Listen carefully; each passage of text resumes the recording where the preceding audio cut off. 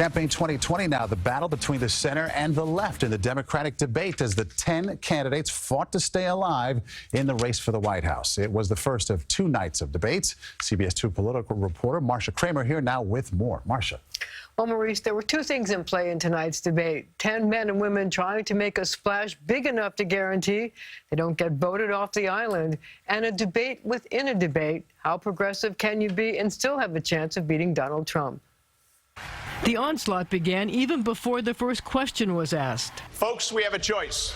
We can go down the road that Senator Sanders and Senator Warren want to take us, with bad policies like Medicare for all, free everything, and impossible promises that'll turn off independent voters and get Trump reelected. Former Maryland Congressman John Delaney using his opening statement to pick the scab off the sore that has been festering in the Democratic Party. Are the American people willing to take a dramatic turn to the left in 2020, or will a more moderate candidate be more successful in taking on President Donald Trump? I don't understand why anybody goes to all the trouble of running for president of the United States just to talk about what we really can't do and shouldn't fight for. The health care debate emblematic of the philosophical split. Some, like Bernie Sanders and Elizabeth Warren, want Medicare for all. Some want to allow people to keep their private insurance. But we don't have to go around and be the party of subtraction and telling half the country who has private health insurance that their health insurance is illegal. You're wrong.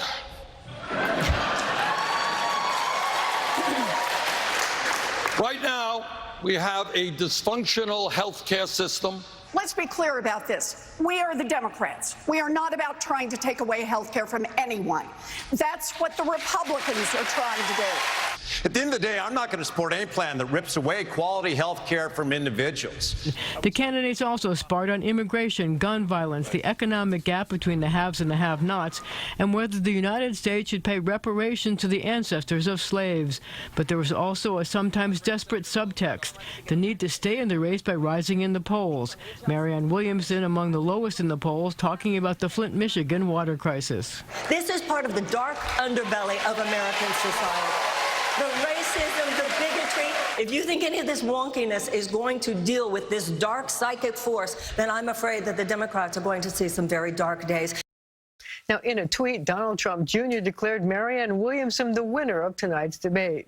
Meanwhile, when this second round of debates is over, many of the candidates will be saying arrivederci, because to qualify for the next debate in Houston, they have to have at least 130,000 donors and receive at least 2% in 4 qualifying national polls. So far, Maurice, only 7 candidates meet that threshold. Okay, round 2 tomorrow. Marcia, thank you. And taking the stage in that second round, in the 2 center positions are going to be former Vice President Joe Biden and California Senator Kamala Harris. New Jersey's Cory Booker, New York's Kirsten Gillibrand, and Mayor de Blasio will also be in the debates.